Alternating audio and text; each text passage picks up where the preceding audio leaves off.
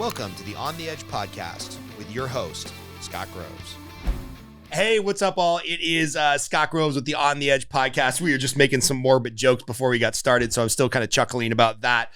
I've got my buddy Matthew on the line here, which is funny because I would call him a friend, and 100% of our interaction before about 10 minutes ago was on Facebook. 100% on Facebook. We have some mutual friends that write for fee.org, FEE.org, which is kind of a libertarian blog. They do some video content. They kind of have some of their own reporters, and then they consolidate some other kind of think tank pieces.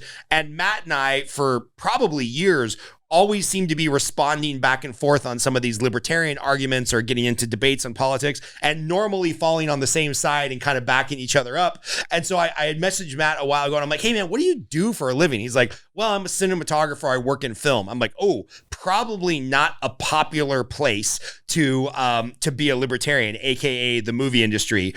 He also has a podcast that's launching soon called Cut And Splice, where they basically do a breakdown or an analysis or a rating, depending on who you're talking to on the team, of different movies. And as a huge movie fan myself, I'm excited to talk to a fellow libertarian, a fellow movie junkie. And welcome to the podcast, Matt. What did I forget in my 60-second Reader Digest introduction of you? I don't think you forgot anything. For my co-hosts on Cut and Splice, I will say that anything that I say is just me. There we go. So anybody in the film industry, don't go after them for anything that I say. Perfect.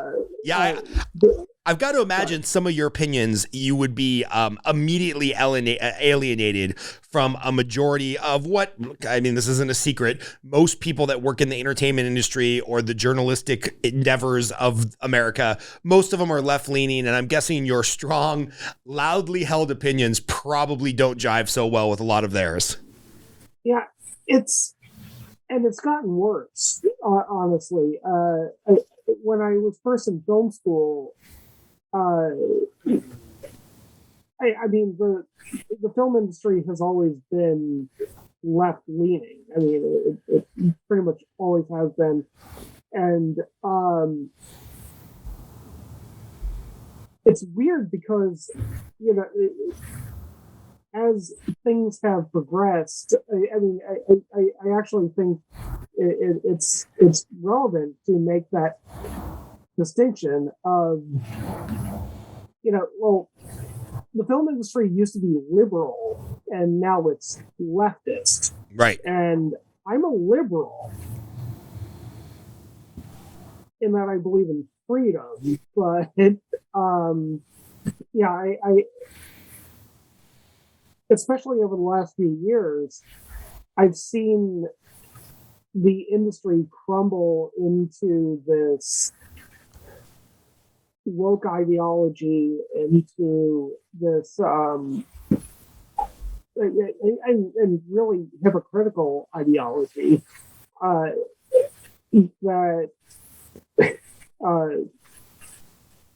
doesn't seem to function, but you can't really voice your opinion without risking a lot. Right. There are hills that I'm willing to die on, and free speech is where I'm willing to die. I'll pick up my gun and die on that hill when it comes to free speech. And and we're living in a world where the Academy has decided that you can't even be nominated for Best Picture unless you have a certain amount of representation from certain groups. All the way down through, the below the line people, and I'm below the line. Unless you have a certain amount of people that just represent certain groups, you're just excluded. Yeah, you mentioned a term right there real quick. I want to define for the audience, because having the benefit of having worked in Los Angeles in the finance world and the loan world my whole life, and done a lot of loans for people below the line and a few people above the line. Correct me if I'm wrong, but in the movie industry, below the line is basically your gaffers, your electricians, your cinematographers, basically most of your people behind the camera that don't make royalties or residuals, and you're just getting paid to be there and do a job. The above the line people are the director, the producer, the actors, the people that are presumably in front of the camera, or they get paid ongoing residuals for having worked on that movie or that television show. Am I describing that below the line, above the line, which honestly, I understand it's a descriptive term for payout, but it seems kind of derogatory to me. It's like, oh, you group over there, you're below the line. Did I get the explanation of what that is correctly? Yeah, basically above the line would be the producers, the director, the writer, the actors. Anybody else is considered to be below the line. I've known that since 2004 when I first went into film school, and I just came to accept it. There's no way that I'm going to be able to say, like, hey, guys, it doesn't matter that Roger freaking Deakins, is pretty much the reason why 1917 is the brilliant movie that it is. I mean, my job is still below the line, right. and his job is still below the line. It's just a term that we use, but yeah. Got it. So the job that you do, that you learned to do in film school, cinematography, and you just mentioned one of the greats in the business, obviously. Can you explain what a cinematographer does? Because in my mind, it's like the actor's the actor, the writer's the writer, the director kind of yells at everybody on set to say, cut, you go here, you film that, you do this piece of dialogue. The producer, I don't know what the hell they do other than find a way to come up with all the money for the movie. But cinematography, when you hear, like in the Academy Award, best cinematography, and they're usually like, these beautifully constructed movies, like they're visually beautiful. Who is the cinematographer in a film, and what are they doing? Okay, so the simplest and I think the most correct answer is not very sexy, which is just we're managers. But we're managers of three different departments. We're managers of the lighting department, the camera department, and the grip department. So the gaffer, the assistant camera people, the people who pull focus, and the people who and the key grip, they all report to us. And the funny thing is, outside of that, the position is fairly malleable, because I mean, I've been a cinematographer on projects where I operated the camera, and I was also the cinematographer on a lot of projects where I didn't. I shot a music video a few years ago that was all Steadicam, so the Steadicam operator was operating the camera, and my gaffer was basically handling all the lighting tech, and I was just there on the monitor. Yeah, that's that's how this should look. You are ultimately where the buck stops in terms of, well, actually the director is where the buck stops on everything. But you are telling people what your vision is, and you're trying to direct everybody to what that final vision should look like. But fundamentally, you're a manager. There's really not that much sexy about it, except for the fact that it's just a fun job. Right.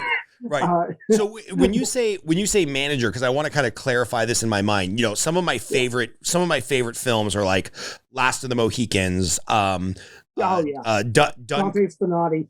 Yeah, there you go. Dunkirk, the Dark Knight. They have these huge sweeping landscapes, and like just visually, I can't explain what looks good about it, but I'm like, this movie just looked good. So if we're thinking about the role of the cinematographer kind of being the manager of the camera, the lighting, and basically how the scenes look, the cinematographers on those movies I just mentioned, if they weren't great at their job, is the movie 20% worse, 50% worse, a totally different film that's not even in my top 10? Like, how much input does the cinematographer have on the final look and feel of the film?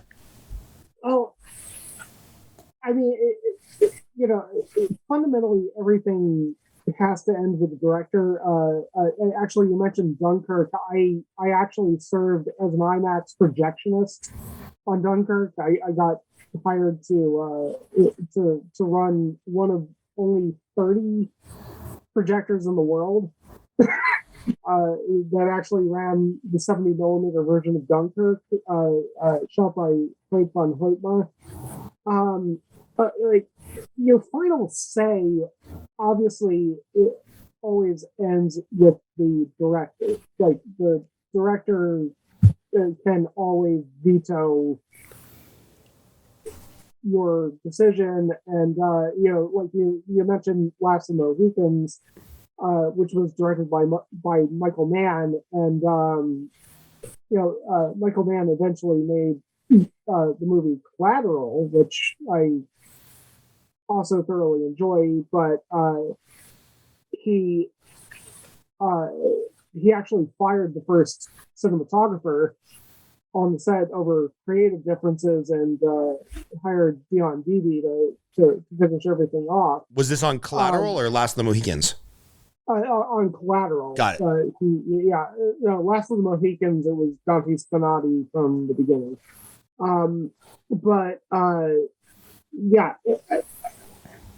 mean, the director is where the buck always stops, but especially with a movie like Dunkirk, you're talking about mounting IMAX cameras on World War II planes that are actually in the air. And I think that's a perfect example where, like, Hoyt van Hoytma, I don't believe that Hoyt van Hoytma knew how to do that going in, but he was a good manager, and he hired people who knew how to do that, who knew how to jerry-rig everything and make sure that, they weren't going, actually they did crash a plane for real. Yeah, didn't they crash a plane in the making of Dunkirk, and they sunk like a $500,000 IMAX camera to the bottom of the ocean or something? That is actually a great story. There was an IMAX camera that was mounted on the plane that was ditched in the ocean, and the plane sunk back faster than they expected it to, and the camera sunk with it. They were able to salvage the camera, and they brought this up in the American Cinematographer article on this, where they wanted to preserve the footage, so they called up Photochem. Photochem in Los Angeles, typically in Burbank, is the only lab left in the world that processes 70 millimeter film. And they called them up, and they were just like, okay, film sank into the ocean. Is there anything that we can do? And Photochem, the lab techs at Photochem just said, keep the film wet. Just keep the film wet. And of course, this is going all the way from the actual location in Dunkirk, France, to Los Angeles. So they actually had to find a way to ship all the film while it's still wet. get it to Los Angeles, have them process the film after all that, and the footage actually still ended up in the movie. That's amazing. Yeah, it's funny. Yeah. I did my first 10 years in banking in Burbank, California, right down the street from, Disney, Warner Brothers, Photochem. What's the other one that used to have the 5 different color circles, and they Technicolor, yeah. So a whole bunch of people I did loans for worked at those places, and actually an old Boy Scout leader that Chris is our audio engineer, an old Boy Scout leader that we had worked at Photochem, had a pretty high up project management job there, and it's nuts, all of the stuff that happens right within 5 miles of downtown Burbank, which, everybody moves to California to work in Hollywood, to live in Hollywood, because that's kind of the persona of the movie industry. But really 90% of the shit is done in Culver City and Burbank. Yeah. Yeah, that's very accurate. All right. So I'm going to start with what's normally one of my last questions, because it's so relevant, and you might not be able to answer this, but you can give me maybe a top 5 favorite movie and why. Okay. That's always difficult.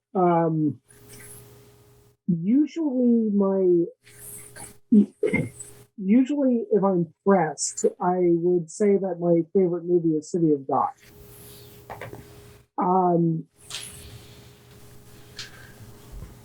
There are a lot of reasons. It's basically Goodfellas without the choice. The main character is just compelled into this life of crime and still manages to find his way out of it.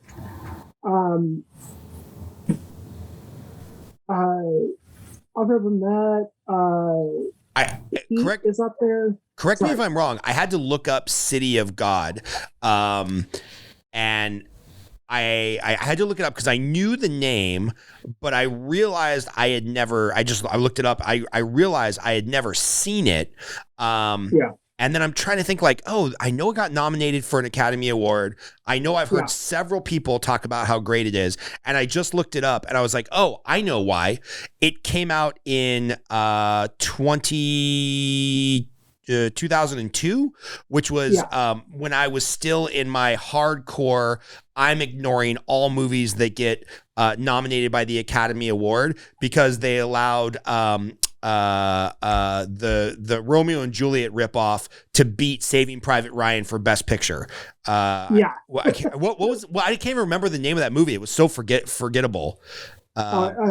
Shakespeare in Love. Shakespeare in Love, yeah. So Shakespeare in Love beats Saving Private Ryan in 98, 99, somewhere around there for Best Picture. And I remember I was in the Army at the time, and picture this, a bunch of alpha male infantry dudes watching the Academy Awards together, probably sipping, Natty Iced beer or some other such beer you could get for $5 for a 12-pack, because we all knew that Saving Private Ryan was going to win the Oscar for Best Picture, and it was an epic movie, and all of us went to the theater several times to see it as infantry guys, and then Shakespeare in Love wins, and I'm like, I'm never watching an award show again, ever.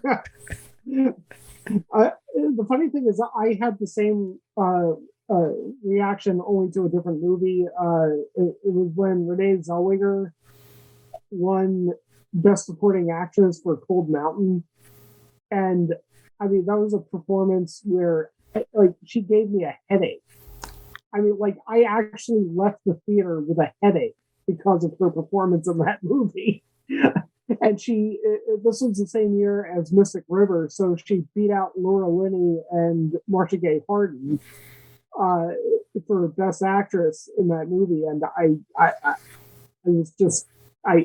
I turned off the Oscars after that, and I didn't watch it again for 10 years. Yeah. By the way, my father is funny. I think my father and his family had a similar experience, and I think I'm getting this story right. Maybe Chris can fact check it.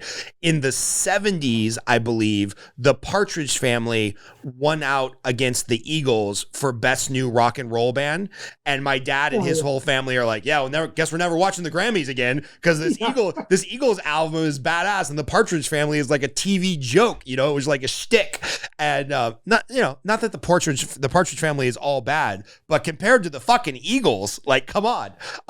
So I hope I'm getting those bands correct. Chris is gonna fact check me here because there's some similar story, and everybody I've talked to, you with Renee Zellweger, me with Saving Private Ryan, my dad with the Eagles losing out for like best new rock artist, or maybe Hotel California didn't win album of the year over something the Partridge Family did. It's like these things stick with us. Like, it feels like when you're passionate about a creative endeavor or a piece of art, and that gets beat by something that you think is a inferior piece of art, it really rocks people. And I don't know why I care so much, but I really cared that night when Shakespeare in Love lost to Saving Private Ryan.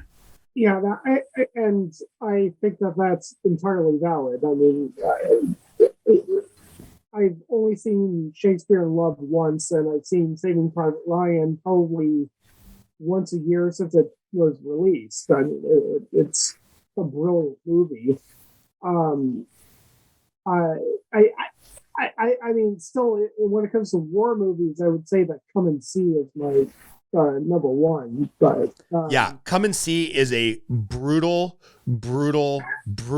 movie. Can you explain to people, because it's in Russian, so most people haven't seen it. You have to watch it on YouTube with horribly translated subtitles. I don't even think you can buy it on Amazon anymore, because I tried buying it about a year ago. Can you explain to people what this movie Come and See is? Okay.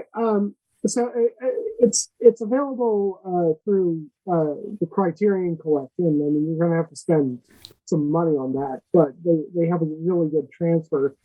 But it's the story of a kid who actually, both in the movie and in real life, is 14 years old, who finds a rifle that was left over in Belarus, right, and decides to join the army and fight the Nazis. And to be clear, this is on the western front of Russia. So Russia fighting the Nazis in it's kind of really sad because of the Cold War that most Americans don't realize. World War II was won because of the amount of bodies and equipment that the Russians threw at the Nazis. I mean, all the wars through what was the big one where there was like 14 tank brigades?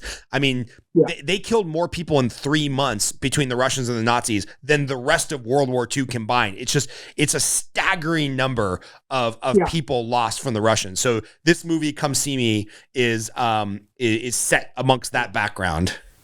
Yeah. And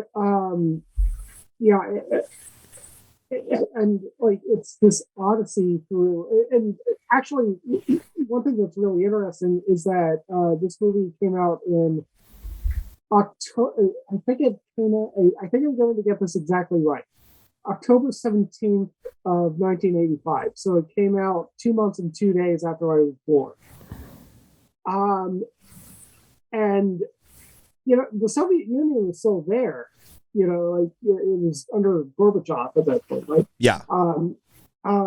And the Soviet Union was still heavily atheistic, and I mean, but the title "Come and See" actually comes straight from the Bible. The book of Revelation, and when I opened I think it's the seventh seal, we said, "Come and see," and I saw and behold a pale horse, and its rider was Death, and hell followed with him. The title of the movie is actually directly from the Bible, it's this story of this young kid who just doesn't understand what the hell he's getting himself into when he decides that he wants to go to war. He's probably somebody that I could imagine myself being when I was 14, if I were living in that kind of a situation. All I want is a gun, to go out and fight these bad guys. And then he finds a gun and he goes out to fight these bad guys, and he never shoots another person in the movie. It culminates into a really powerful ending, but and by the way, they used live ammo in the movie. They actually there's a scene in the movie where they take a cow from somebody who was collaborating with the Nazis, and then the cow gets shot by Nazi machine gun fire. They actually killed the cow. Yeah, Russian filmmaking does not have the same safety standards that we have here in the Americas. Yeah, but yeah, it's it's actually incredible because if you look up the Criterion Collection of the movie, right there on the cover, the lead actor looks like he could be in his 50s, and he was 14, and the movie was shot in sequence over the course of, I think, more than a year. And that's not makeup. Like, that kid really aged during the course of that movie. And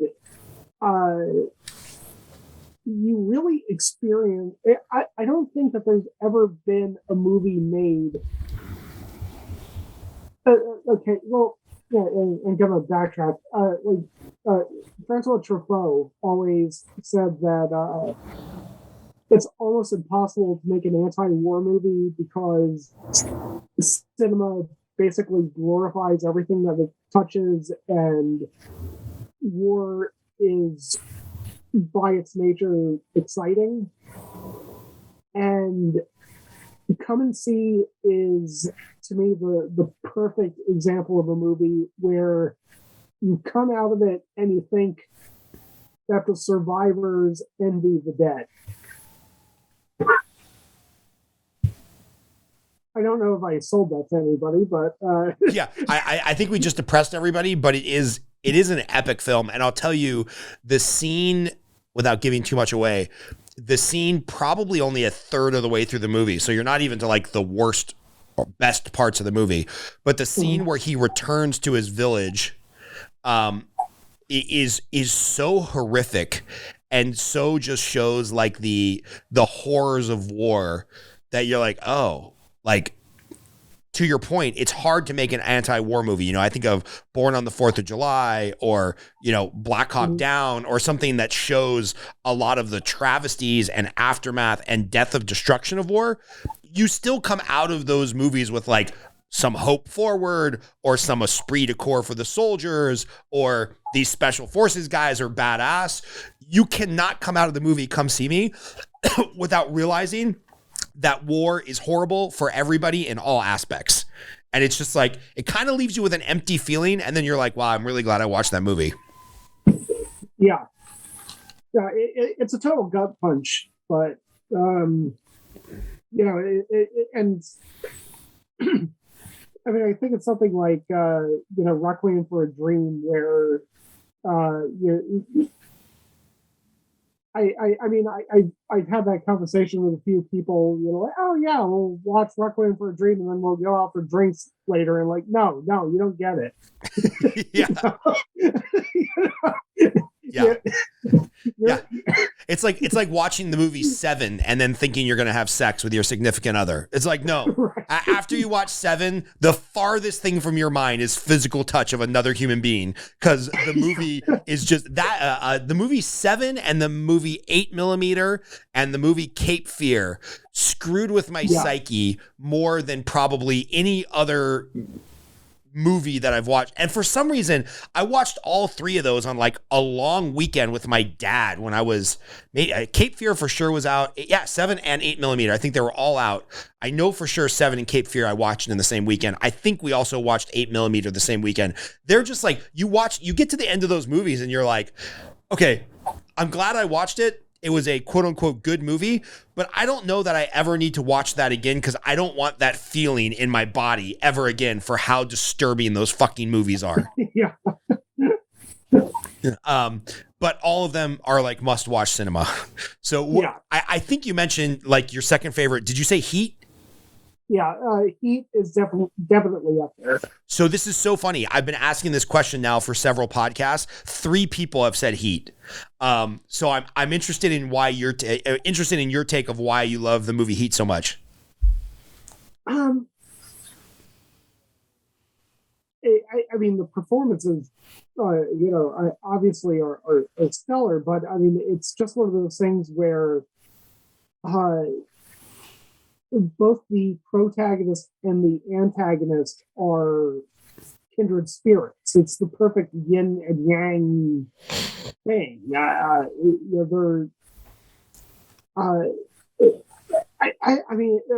Actually, one of Michael Mann's earlier films, Manhunter, based off of the book Red Dragon, there's that line from Hannibal Lecter. Yeah. We're not so different, you and I. That's kind of a tired, overblown line. And he is the perfect example of a movie where you could have had the line, we're not so different, you and I, but you don't need it. You get it. I mean, they're like almost kindred spirits, Yeah. So, and it's also just deeply unique,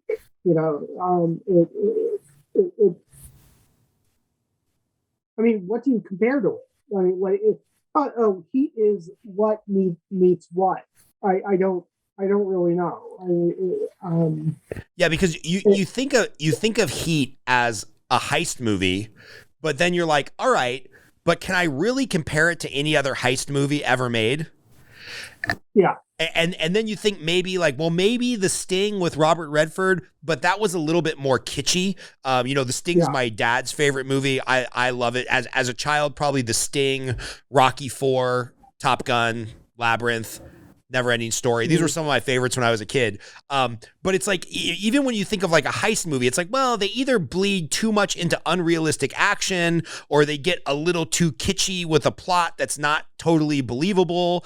Like I love the Denzel Washington movie Inside Man, which I thought was great. But it's not believable. Like you get to the end of the movie and you're like, oh, that's a cool little twist. Would have never happened in real life. But every scene of Heat, you really feel like you're a fly on the wall of something that's happening in real life. So to your point of like, what do you compare it to?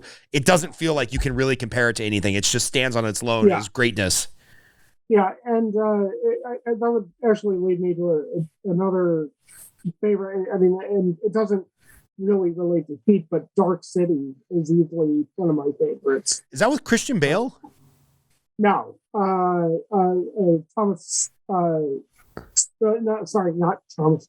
Rufus Sewell, Jennifer Connelly. Dark City. Why do I not know this movie? Directed by Alex Proyas, 1998. 1998. I was probably deep into my drinking days in the Army and missed it. All right, so Dark City and City of God are going on the list for this weekend. And if you're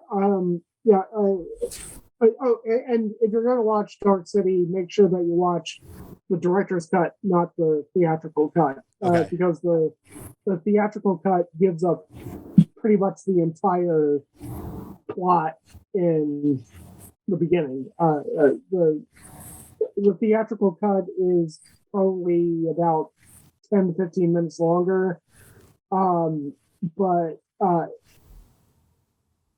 I mean, it's pure science fiction. It's not based on any previous IP. It's an original script. And it really deals.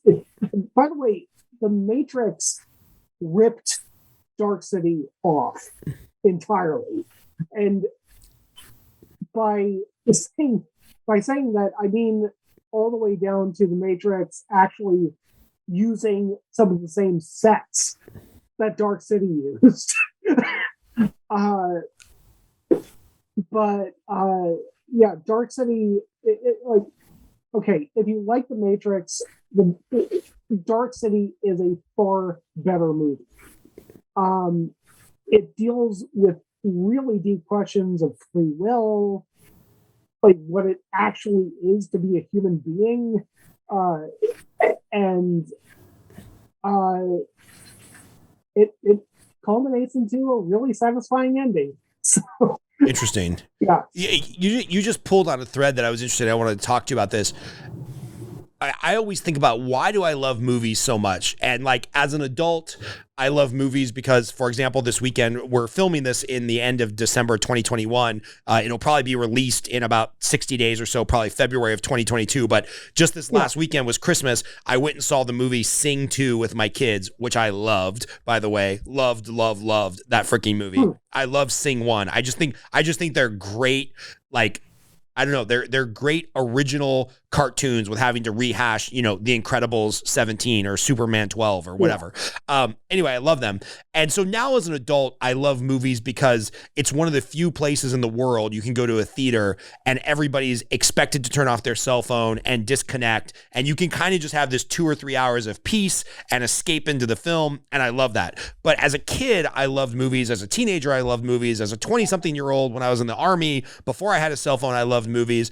And you just mentioned, like, some movies will force you to address these deep questions without thinking you're addressing deep questions. Like, what does it mean to be a human? What does it mean to have free will? Why do you think cinema has been and still is, a multi-billion dollar business, and people love the movies so much? I think that most people like movies because of the escapism.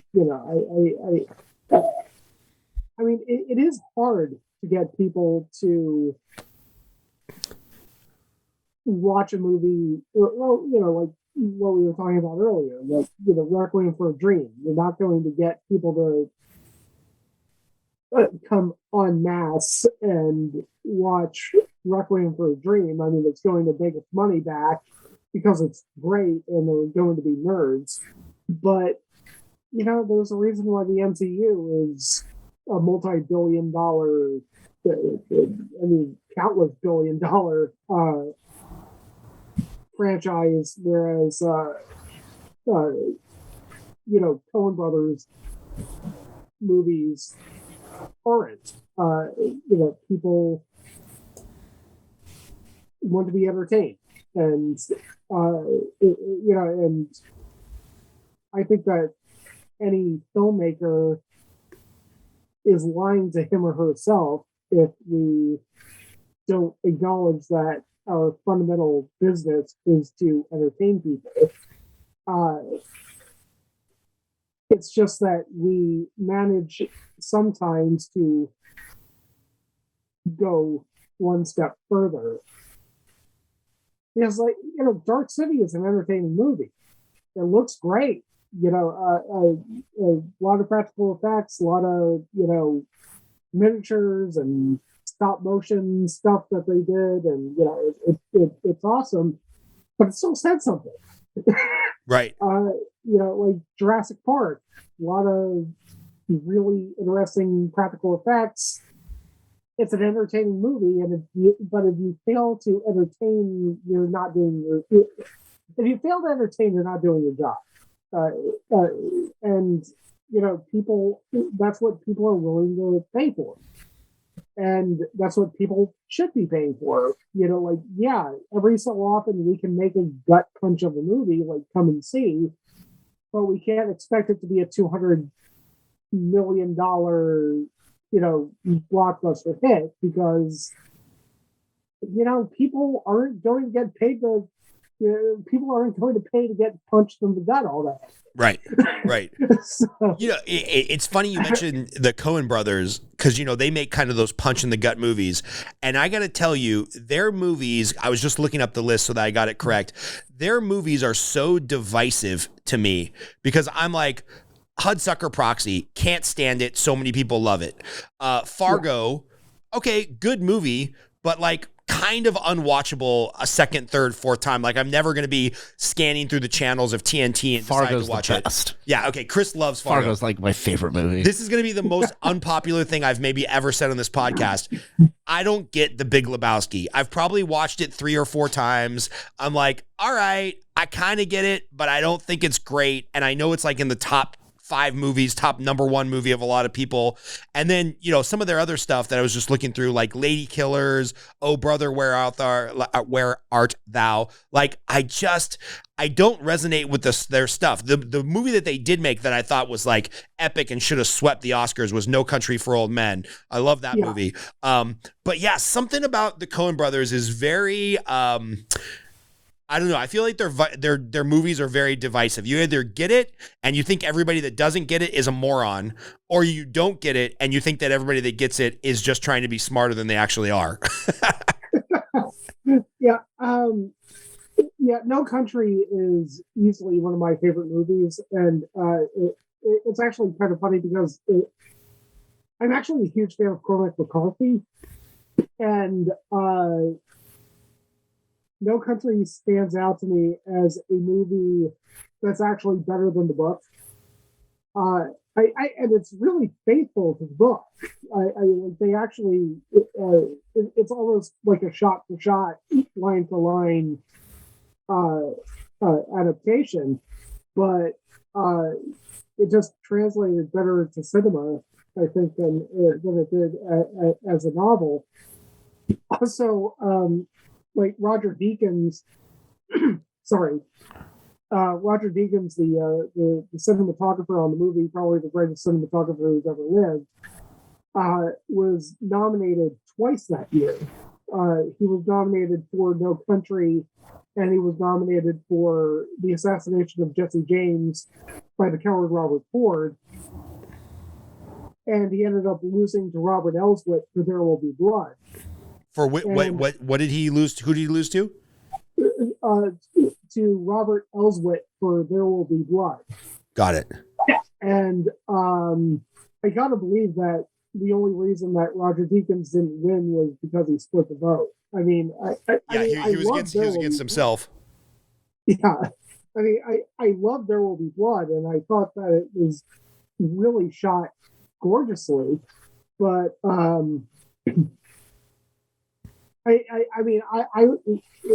I had to pick that year, I think that the assassination of Jesse James is the winner. But so, by the way, it turns out accidentally that Roger Deakins must be one of my all-time favorite cinematographers, even though I didn't know his name until you brought it up. I was just looking at, his credits: 1917, Blade Runner 2049, Unbroken, Skyfall, Rango, Revolutionary Road, The Assassination of Jesse James by the coward Robert Ford, House of Sand and Fog, which I loved, A Beautiful Mind, which I loved, The Siege, which I loved, The Shawshank Redemption, which I love. I mean, dude, this guy has been either director of photography for a long time on a lot of really great stuff that I love.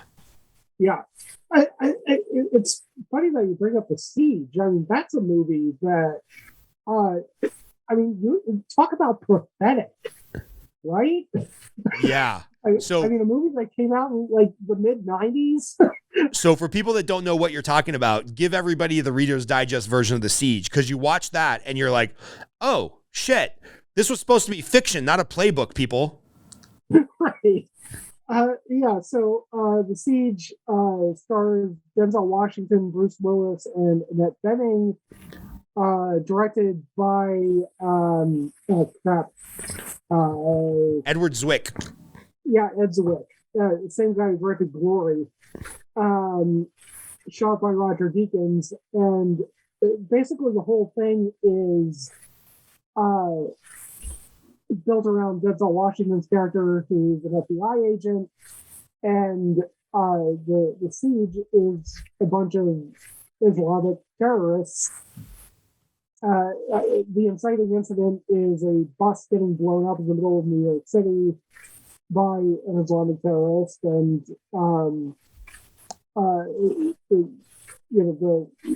these attacks keep happening, and they keep trying to figure out how to stop them, and try to cut off the head of the organization, and they eventually kind of establish that they don't really know who the head of the organization is. They're all acting independently, and eventually martial law is declared, and they start and they bring in martial law on the island of Manhattan. They lock everybody down. You have to have your papers to travel. Tell me if this sounds familiar. Yeah, and they they started putting Muslims into camps, and there's this really great scene where they're about to actually torture one of the suspected Islamic terrorists, and they're talking about the methods that they want to use to torture him. Electric shock, sleep deprivation, so on and so forth. And Denzel Washington's in the room, and he's just like, "What the hell are you talking about?" And what if this is what they want? What if what they want is for us to herd children into camps like we're doing? Bend the law, shred the Constitution just a little bit. Because if that's what we're doing, then they've won. They've already won. So, and then 4 or 5 years later, 10 years later, we're basically having a real life version of this play out at Abu Ghraib, low level informants, basically that movie Zero Dark 30, where they have the suspected terrorist in a wooden box and they're keeping him awake for 3 days to basically mentally torture him, and they're waterboarding him. And, now we have,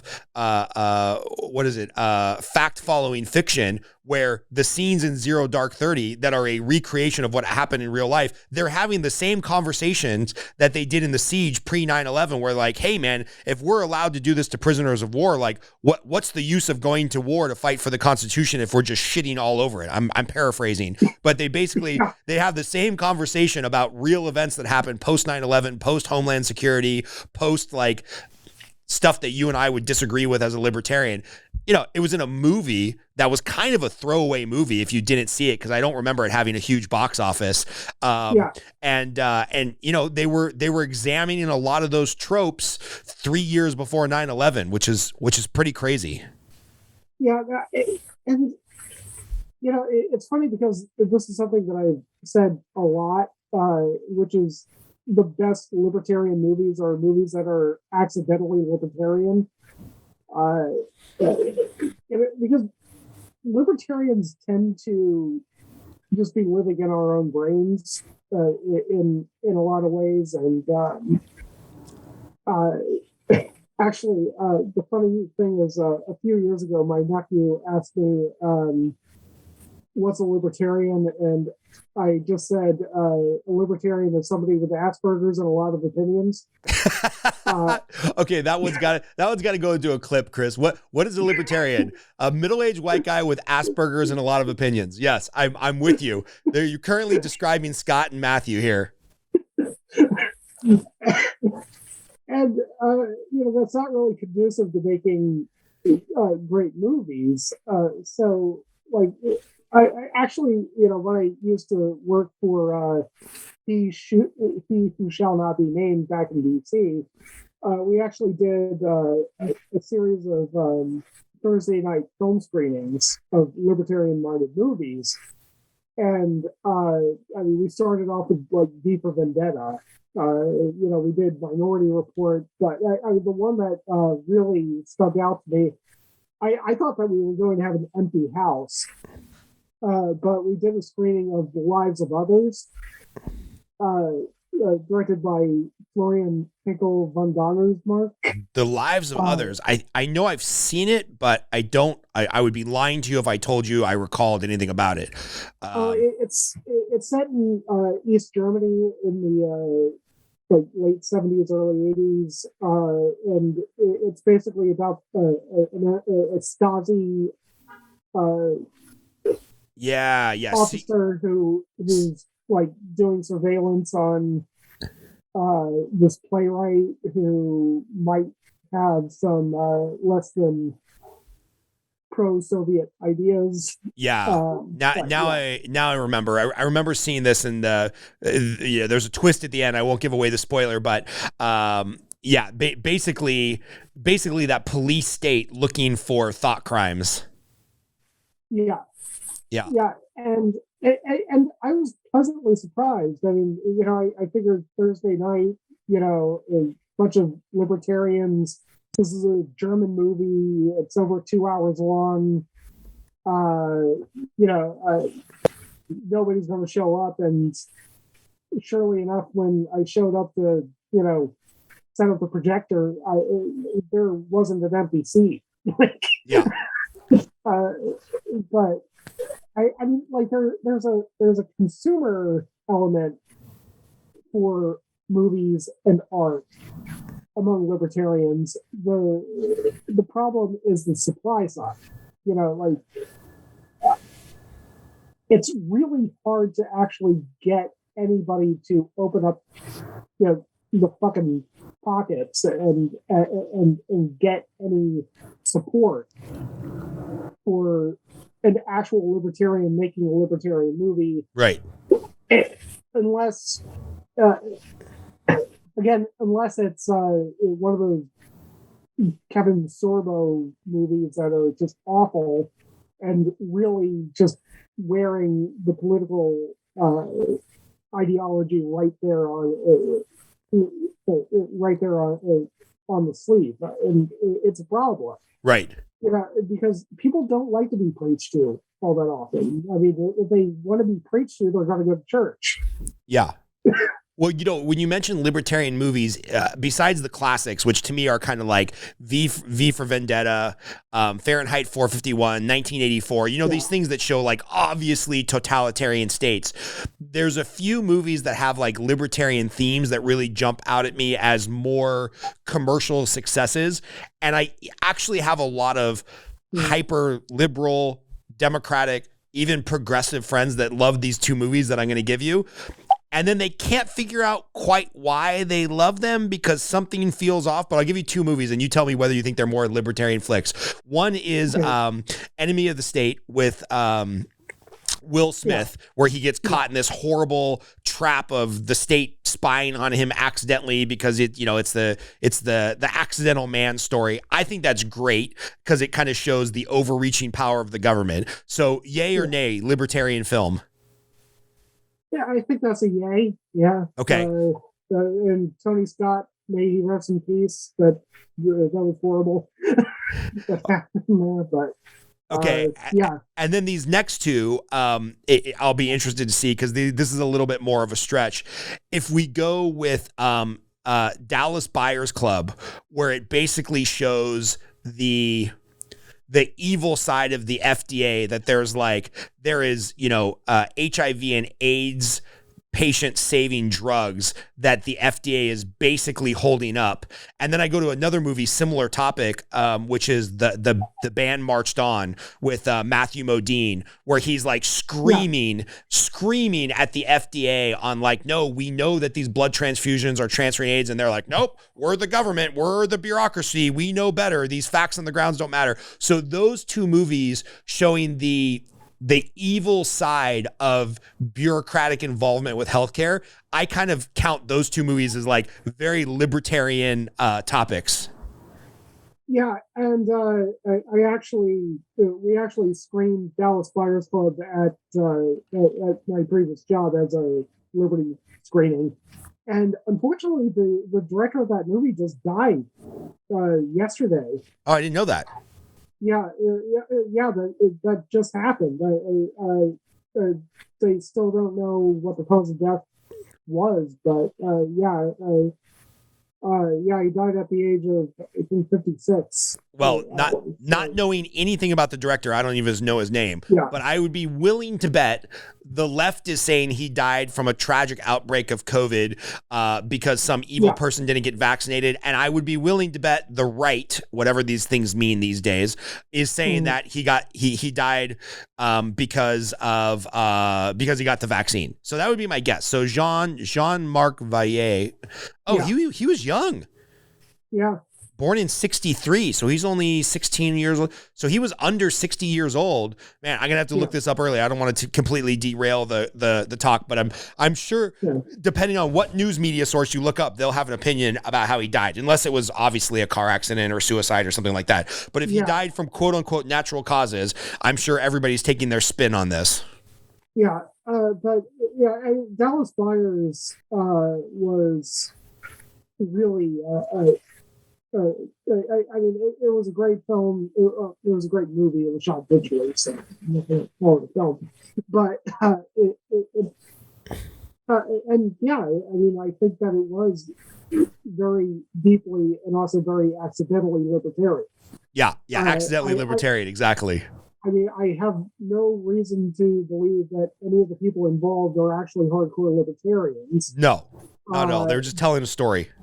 Yeah, and I think that's a lesson that libertarians need to learn, is that we need to prioritize narratives, because I notice this in myself. Like I'm kind of a data driven guy. Like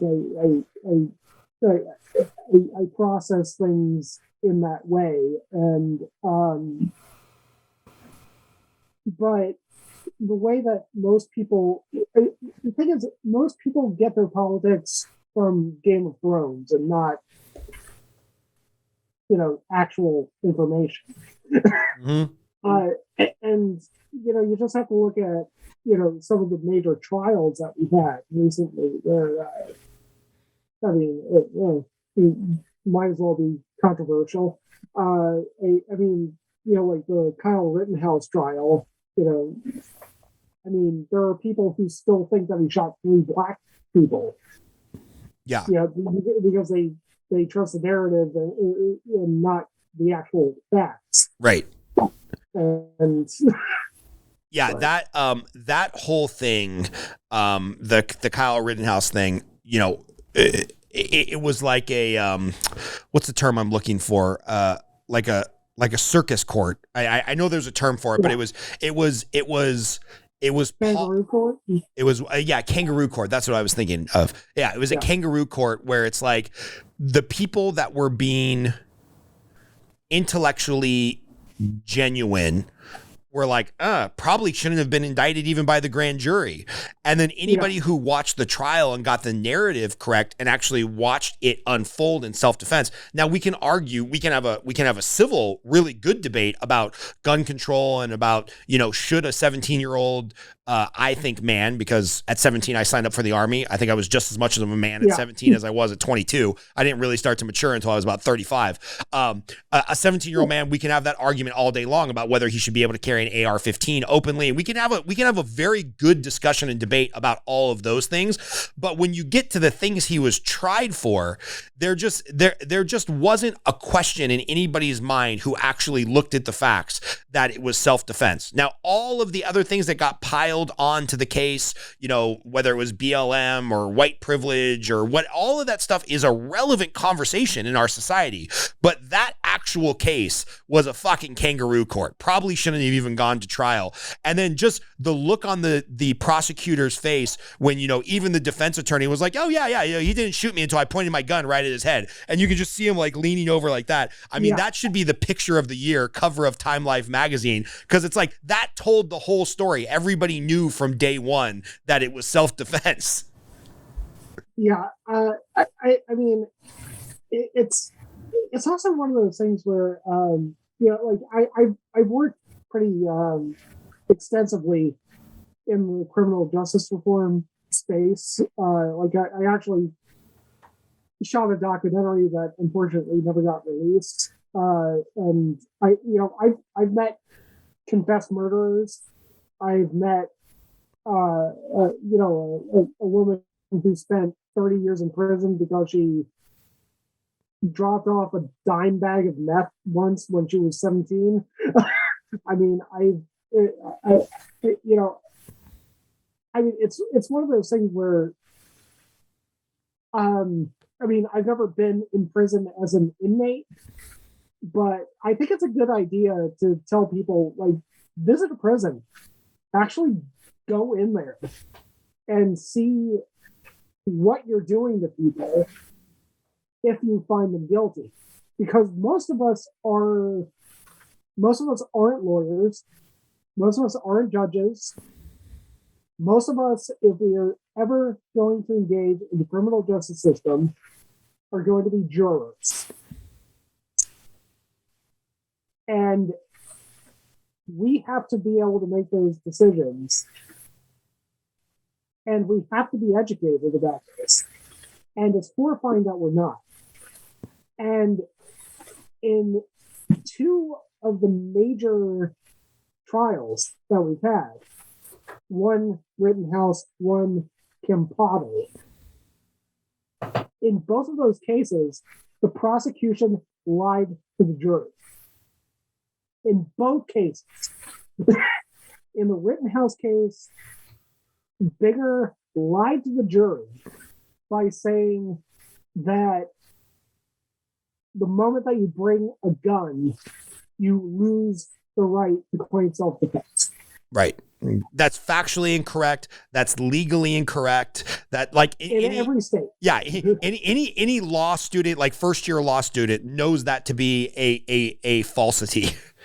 Right.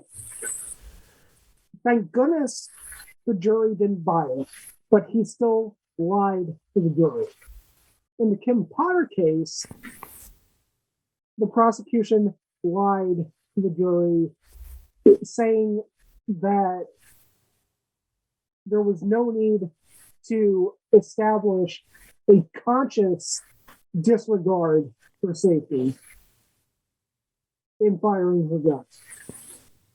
That is incorrect. That is factually, legally incorrect. You need to be conscious that you're creating an unnecessary risk and disregarding that risk. They found Kim Potter guilty in that case. But again, that's a lie. We can have a conversation about whether or not the definition of negligence should be changed, but under the letter of the law in Wisconsin, that is a lie. You need to be conscious that you're creating the dangerous situation in order to be found guilty of manslaughter. But and I think that there's this problem. I mean, you're familiar with Blackstone's ratio, right? Blackstone's ratio. No, I'm not familiar with that. It's originally, English common law, but basically, the principle is that it's better that 10 guilty people go free than one innocent person. Got it. Yeah, I've very familiar with that terminology, but I didn't know what it's called. So Blackstone's ratio, basically, we're better off as a justice system to release 10 criminals than falsely imprison one innocent person. Right. And we are way on the other side of Blackstone's ratio, as far as I can tell. Yeah. I mean, across the board. Yeah. And I mean, I don't really know where the smoking gun is, but So I've got some firsthand experience of this, which is weird. I don't think I've talked about this publicly in a long time, or I definitely haven't talked about it on the podcast, but whatever. In 2007, 2008, right as the mortgage industry was crashing, I got a DUI. And the way I got the DUI is I went out at 5:00, had a bunch of cocktails, probably 5 or 6, after work with a bunch of friends. I worked in Burbank, right across the street from my office. And it was kind of weird because the banking center we worked in, the banking center was locked down, but then there was a vestibule and another door where you could go upstairs to the mortgage office. So all the mortgage people had a key. We'd come in, work 4 a.m, work till midnight, whatever. So I go have a bunch of drinks with the guys. I go back to the office and I worked for like 5 or 6 hours, processing mortgage paperwork. At the time, I was like a junior partner for somebody. So put in like 5 or 6 hours. I'm drinking sodas, drinking water, whatever, taking a piss, probably ate some more food. Honestly, did not think twice about the fact that I was impaired enough to not drive. And of course, that's what everybody thinks when they've had a few drinks. So I get in the car at like 12:30, 1 o'clock. I'm speeding home. I got pulled over for speeding, which is apparently a telltale sign of not being drunk. Because when people are drunk driving, they're driving really slow because they're trying to be overly cautious. And I was just like speeding because I didn't think I was drunk. So I get pulled over. The cop writes me a ticket for speeding. At the time, I still had my military ID, so I like trying to get out of the speeding ticket, handed over my military ID and my driver's license at the same time. She writes me the ticket for speeding. She brings the thing back. Stupid me didn't roll down the windows. I guess I burped or something. It smelled like alcohol. And she's like, "Hey, by the way, sir, have you been drinking?" And I'm like, "Oh yeah, like at 5 o'clock, I had some drinks for happy hour, but yeah, I haven't drank in 7 hours." She's like, "Out of the car."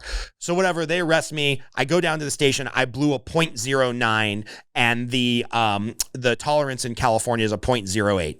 So I talked to a lawyer, and the lawyer's like, "Hey man, couple things. The stop was not for anything drunk driving related. She clearly didn't have a feeling that you were impaired because she took the time to write the ticket that said that you were getting a speeding ticket instead.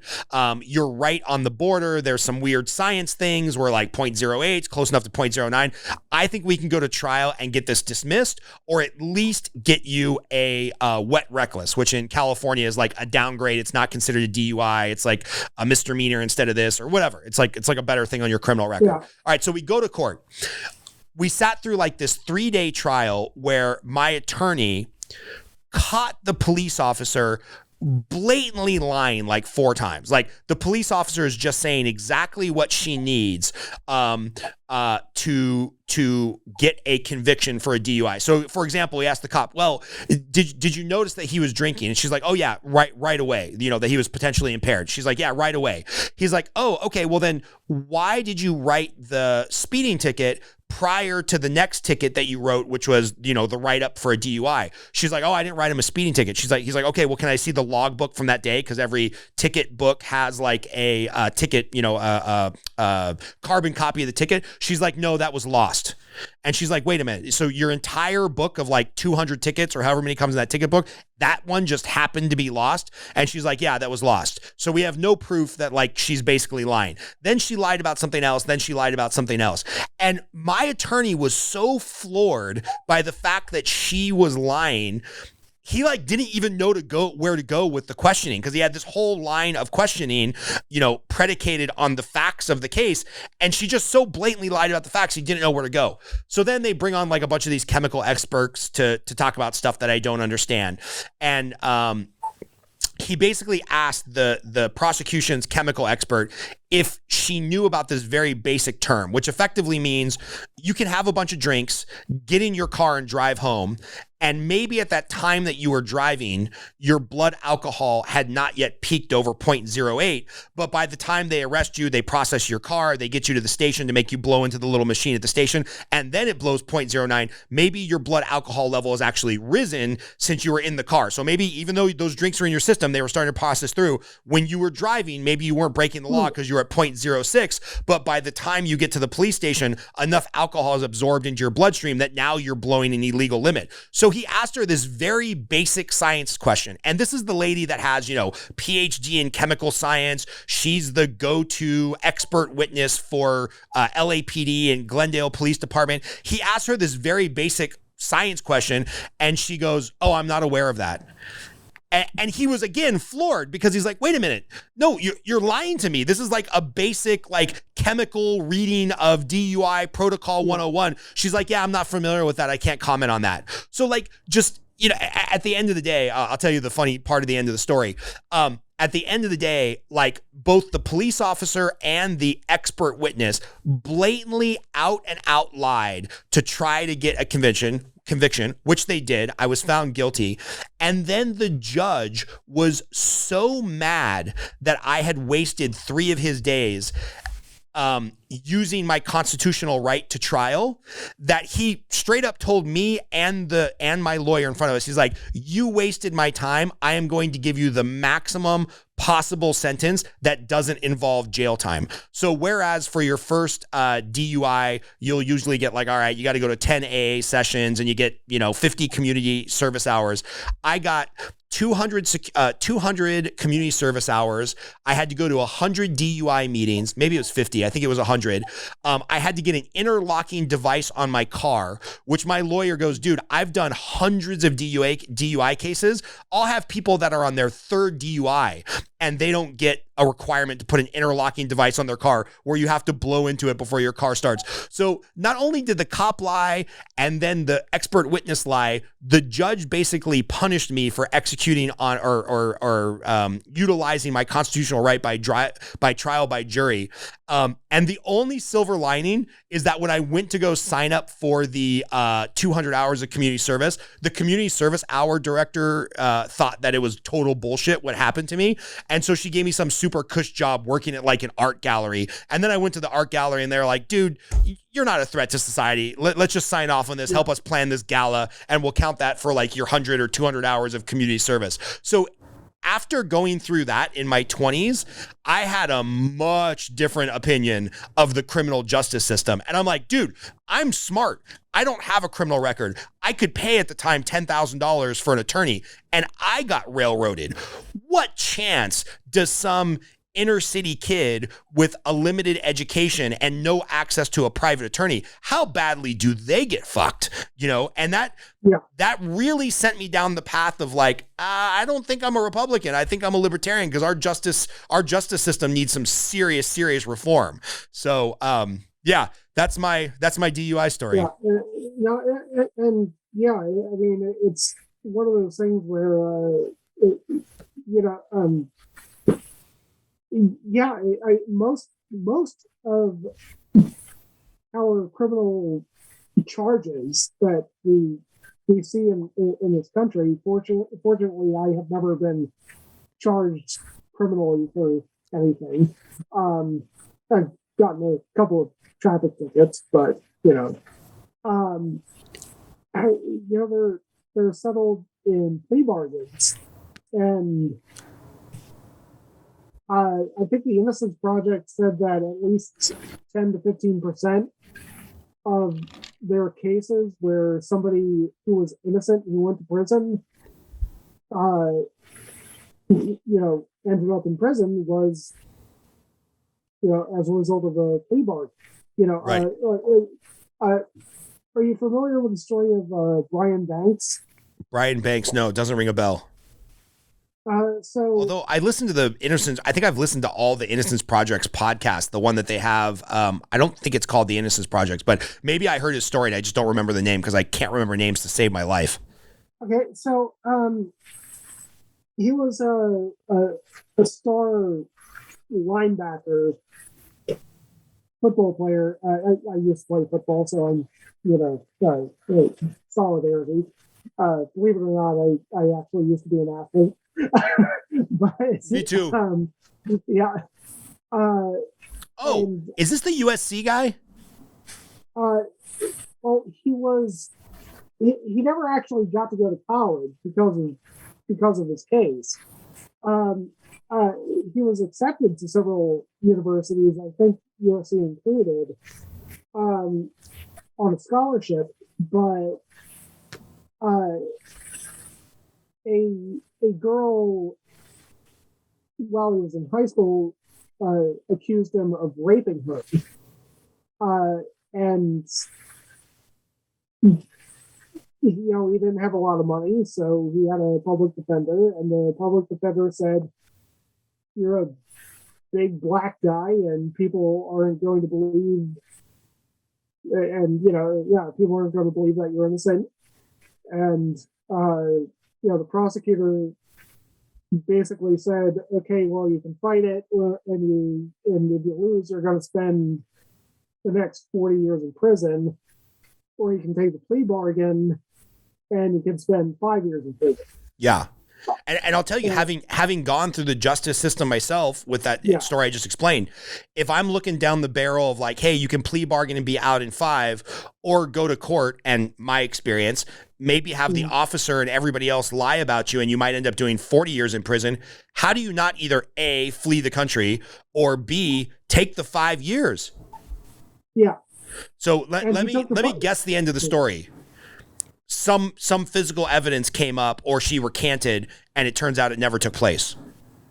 Yeah, he spent 5 years in prison. He spent an additional 5 years on the sex offender registry. She actually contacted him over Facebook, wanting to kind of bury the hatchet and everything like that. And he had the wherewithal to hire a private investigator who caught her on camera admitting that she lied. Oh. Oh. Brutal. Well, thank God for Facebook, right? And the private investigator at least clearing his name. But I mean, to your point about visiting a prison, I've got a very close friend who was his father, like a second father to me. He was a supervising sheriff at LA County lockup. So he's got some just horrific jail time stories.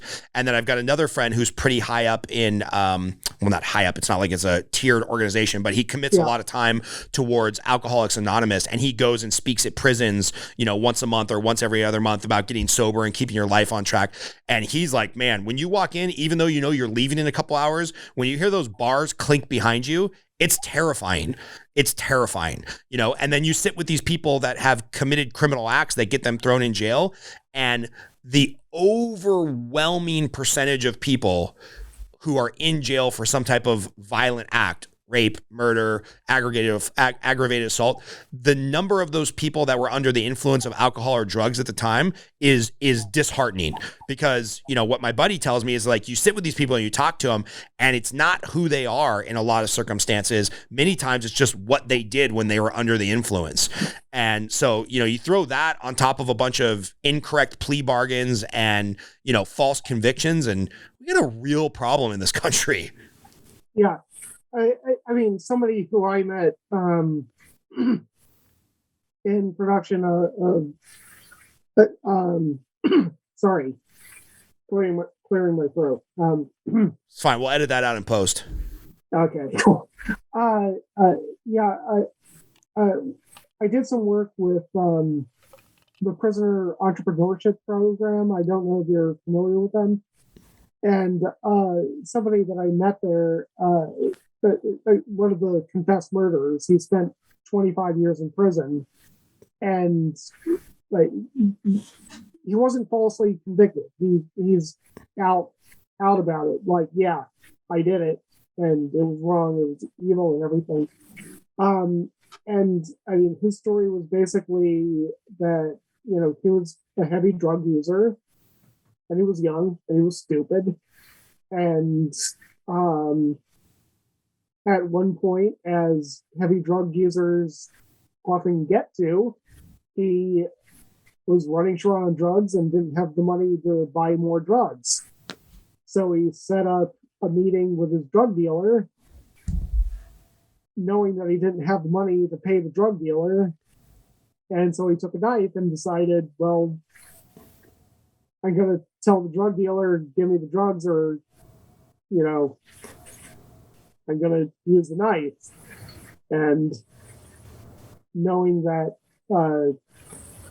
he's a convicted murderer, you can kind of figure out how the story ended. Right. And, it's a multi-layered problem. First of all, Harvey Silverglate wrote that book, 3 Felonies A Day, for a reason. We have too many laws. Yeah.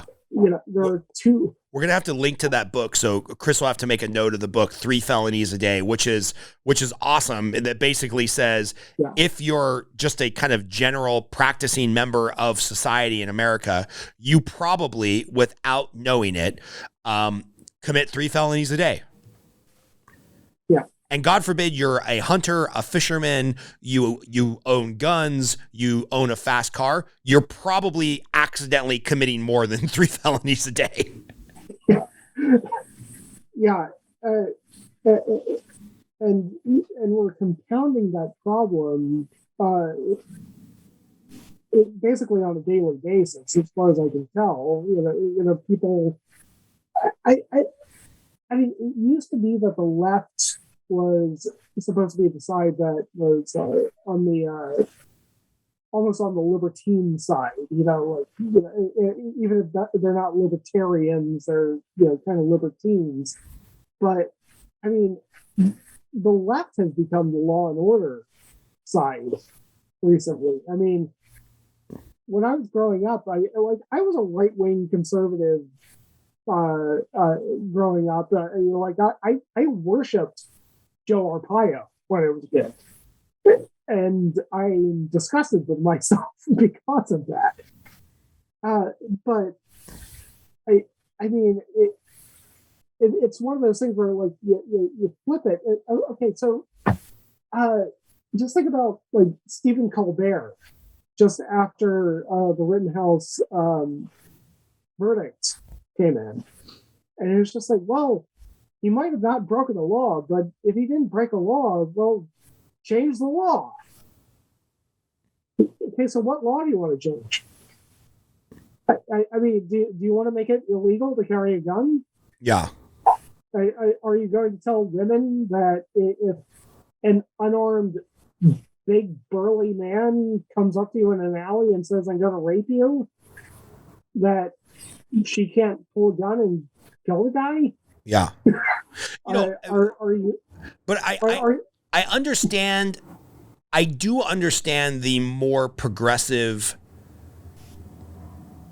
impetus to want to do something, because I get it, and I hate to use this guy's term because he annoys me on so many levels, but like Ben Shapiro's whole "my facts don't care about your feelings."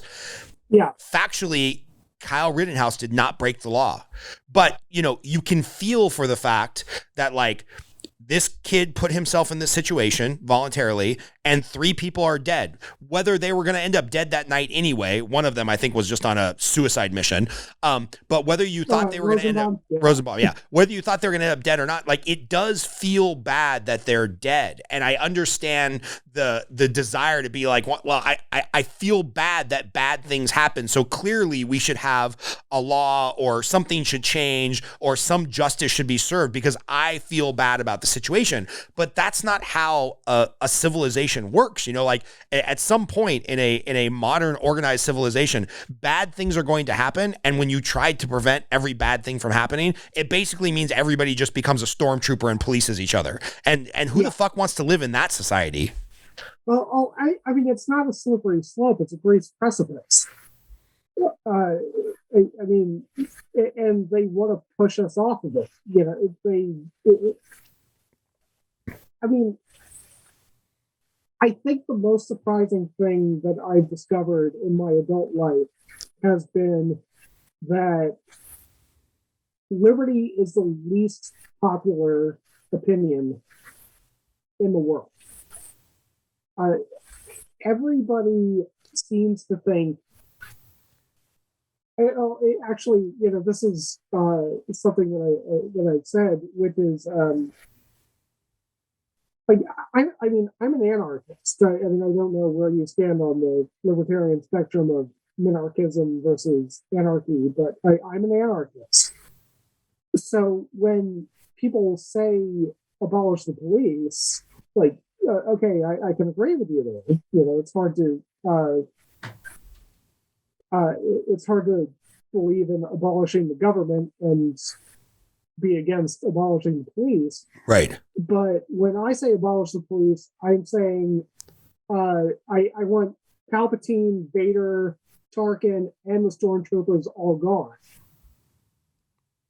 When BLM Los Angeles puts out that tweet saying that, therefore abolishing the police, they're very clearly saying, get rid of the stormtroopers, keep Vader and Tarkin, and just replace Palpatine with me.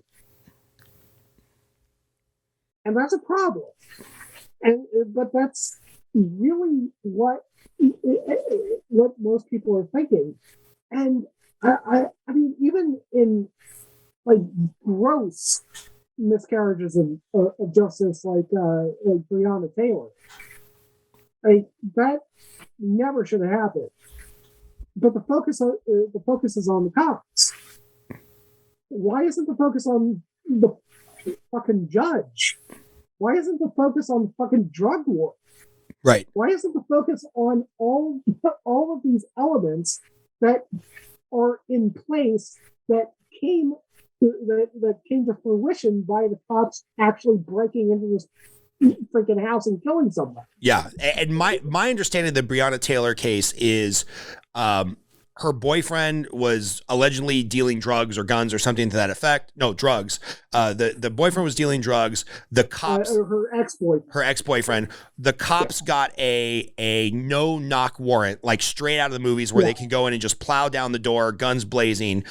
This part is somewhat up for dispute. Did the boyfriend shoot at them? Did they shoot first? Whatever. Breonna Taylor, who maybe was or was not involved in helping him sell drugs, gets caught in the crossfire. She's dead. And everything is about, well, did they shoot an unarmed person? Obviously, the race of the cops and the deceased matter in the context of why this has come to national prominence.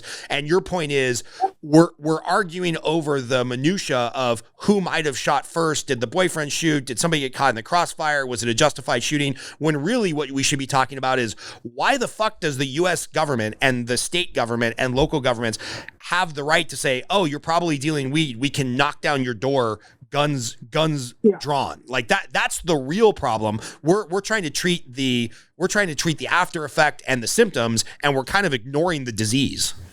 Yeah. I think it's pretty well established that Breonna Taylor's boyfriend did shoot first, but he still had the charges dropped because the cops weren't even in uniform, and that's actually one of the only areas, probably the only area in which our criminal justice system worked in this case, where they just kind of said, well, you thought somebody was breaking into your house and you shot him, so you have a right to do that, even though it was the cops. Right. Right. All you know is that somebody busted in your door. Yeah. If in the middle of the night I hear my door being pounded on, nobody's identified themselves as the cops. I don't think I've done anything wrong, and AKA I'm not selling weed out of my house, but whatever. I'm probably going to shoot back. Right. I mean, it was after midnight. It's just, they're trying to cure the symptom and not the disease.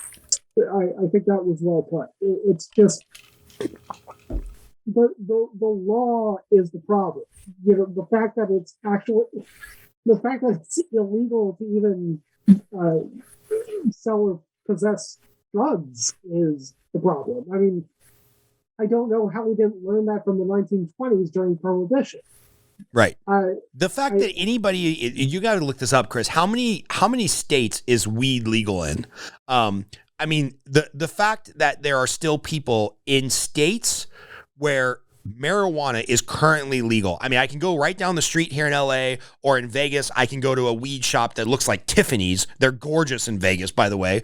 The fact that I can go to a weed shop now legally and buy an unlimited amount of recreational drugs, and the fact that we still have people in jail in California for selling weed it's deplorable to me. It's the most ridiculous form of ass backwardness. It's fully legalized in 18 states, but it's only fully illegal in 4 states, which are Idaho, Wyoming, Nebraska, and South Carolina. Well, there you go. So 46 of our 50 states have some type of either medicinal use variants or it's fully recreational legal. Like, come on, man. We lost the drug war, right? We lost. Dare to keep kids off of drugs. It didn't work, and I have some strong feelings about why people shouldn't use marijuana, especially people like under 20, especially men under 20, where like our brain's not even fully formed to like 22. And the fact that this stuff is like genetically engineered to be 100 times more potent than like the weed my dad was smoking in the 70s. I have some strong feelings about why people shouldn't use weed. But one, that's not my choice to make for them. And two, like, you sure as fuck shouldn't be in jail in California for selling weed 10 years ago if it's now completely legal. Yeah, and you know, one issue, at least up until a few years ago, was that even if it's legal in California, it might be illegal at the federal level. So, you know, I don't know if you ever watched Penn and Teller's Bullshit on Showtime, but they have a whole episode on the war on drugs, and even in California at the time, they needed to be, their camera crew needed to be blindfolded because the weed dispensary, or the medicinal weed dispensary, was legal under California law, but illegal under federal law. I think the Fed hasn't acted on this, but I think it's still the case. Chris, maybe you can look this up. I think marijuana is still like a, whatever they call that, subject one or list one or series one or something like that. Federally it is. Yeah, federally controlled substance. So theoretically, you know, the weed shop that's very well exposed and a block from the Las Vegas Strip, or the weed shop that's in the San Fernando Valley, theoretically, the federal government and the DEA could go in there any day and arrest everybody that works there, raid the place, repossess their weed, repossess their money, and that would be okay on a federal level. Now, for whatever reason, they've opted out of doing that, and I think it's just a matter of time before I was hoping it was going to be Trump. You know what they haven't opted out of? This is something that a lot of people get in trouble in the national parks. It's federal law in those places, so you could still get a really bad jail time weed ticket if you bring weed to like Yosemite. That's the weirdest shit. Because on the flip side, there's no open carry laws in national parks, so you can walk around with a beer in your hand. But no, if you have weed, you will go to jail in a national park. Which is weird because we were just talking about this the other night, that like every rock climber in America is basically a stoner drug. No, they do full blown drugs because they can't afford any other drug. Yeah, that's a different podcast. But the mountain climbing or the free soloists of the world, they're a unique bunch. I actually, did you see that documentary, Free Solo? Oh, epic movie. And I saw it at the theater in IMAX, and my palms were sweaty from opening scene to closing scene. Same fucking thing, yeah. Like, I went to go see it with a friend of mine back in DC, and yeah, that was the first thing that he said to me. Is like, "Are your palms sweating?" Yeah, it's real bad. You're not holding your wife's hand during that movie, because like I was sweating profusely. And there's actually a new movie on the guy who did Free Solo. I can't remember his name. The climber. Huddle? Yeah, Honnell. When they interviewed him, he talked about this other climber who does ice climbing and whatnot, and they made a Netflix movie about him called The Alpinist. And it's even more crazy than Free Solo. Like, imagine Free Solo, but in a shitstorm of like snow coming down and hanging an ice pick on this sheet of ice that's like 4 inches thick and didn't even exist 5 weeks ago. So when we get off this, you're gonna have to go watch The Alpinist, because it's every bit as breathtaking as Free Solo, and even crazier and more dangerous. Yeah, I will definitely look that up.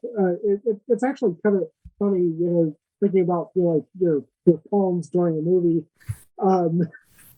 There's Free Solo, and then I remember going to go see Star Trek Beyond with my ex-girlfriend. And I'm a massive Star Trek fan. I have been since I was a kid. And when we came out of that movie, my ex was telling me how she could tell exactly the moments that I was most pissed off, because I was actually squeezing her hand hard enough that it was hurting her. All right, so this will be interesting. Best Star Trek movie, worst Star Trek movie.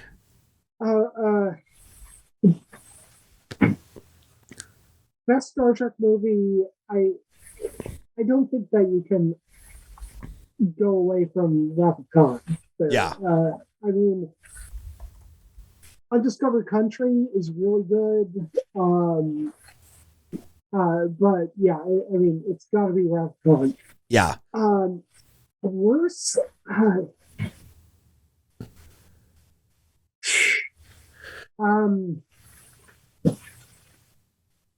Okay. So Star Trek V is really bad. Star Trek but, that's not Klingons, right? That's like no, Spock reincarnated, or no, that's no, that was Star Trek 3. The Search for Spock. Oh yeah, Star Trek V is Spock's brother. Yeah, no, but still, I gotta say, Star Trek Into Darkness is the one that pisses me off the most. I mean, it's just like an attempt to remake Wrath of Khan without any of the balls of Wrath of Khan. Yeah. Yeah, it was bad, which is funny because I liked the original Star Trek reboot that came out in whatever that was, 07, 2010, something like that. I really liked Chris Pine as, the young Captain Kirk. I really, really loved the original, or no, not the original, the first Star Trek reboot. I think they made 3 of them. The other 2 were garbage, but the first one I thought was great. And that opening scene where Thor, Chris Hemsworth plays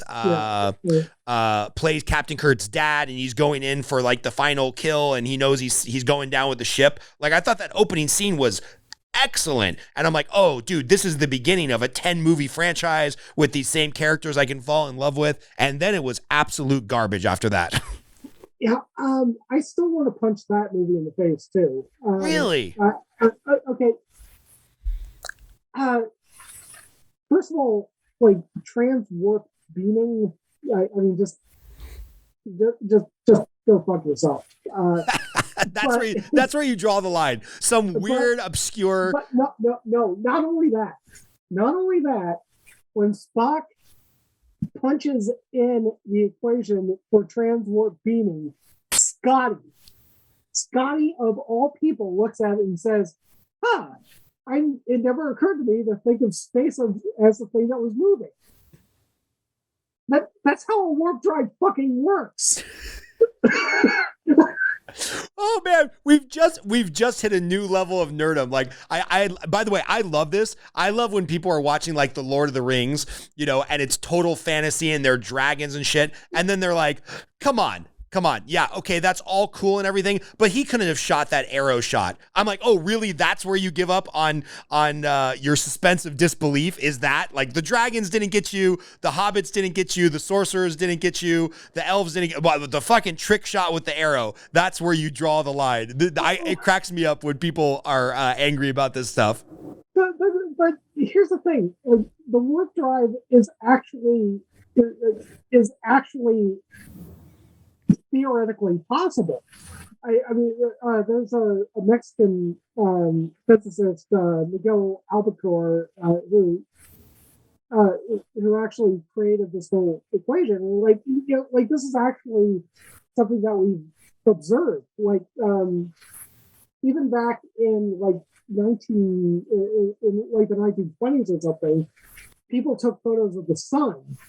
And they realized that there were celestial bodies that were visible in the photos that were supposed to be directly behind the sun, but were actually off to the side. And that actually started this whole thing where, like, okay, well, gravity is actually something that we can use to bend the fabric of space. And that's how a warp drive is supposed to work. That's how we break. Well, not break the law, the laws of physics, but bend the laws. You literally bend the laws, because even traveling at the speed of light, you're 4.5 years away from Alpha Centauri, right? And even if you could propel yourself at the speed of light toward Alpha Centauri, you've got a time dilation problem. So the warp drive that they talk about in Star Trek is basically something that is supposed to create this warp bubble, which they talk about in the show, where you're contracting the space in front of you and expanding the space behind you.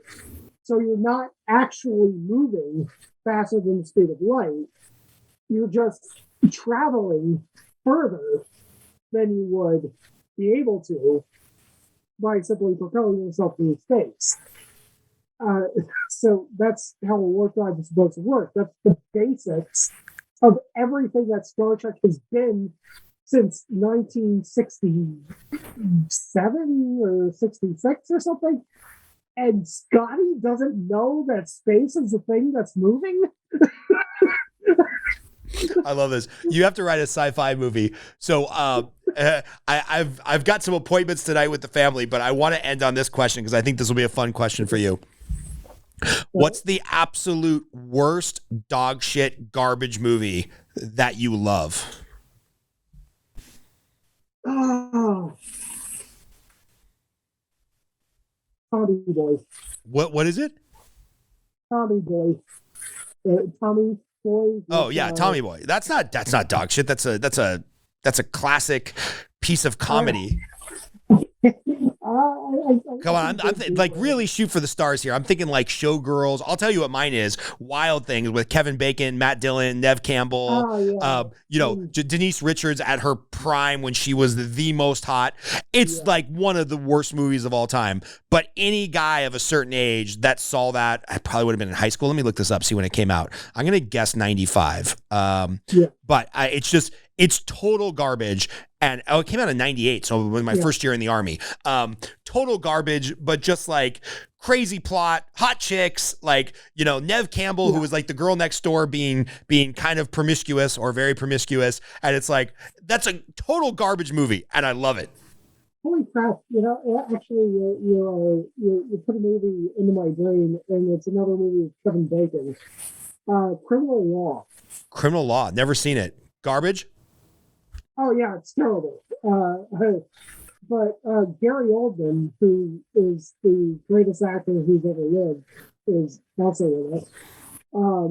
And the whole thing is Gary Oldman is this criminal defense attorney who gets this guy off of a murder charge. And then it turns out that the guy is played by Kevin Bacon.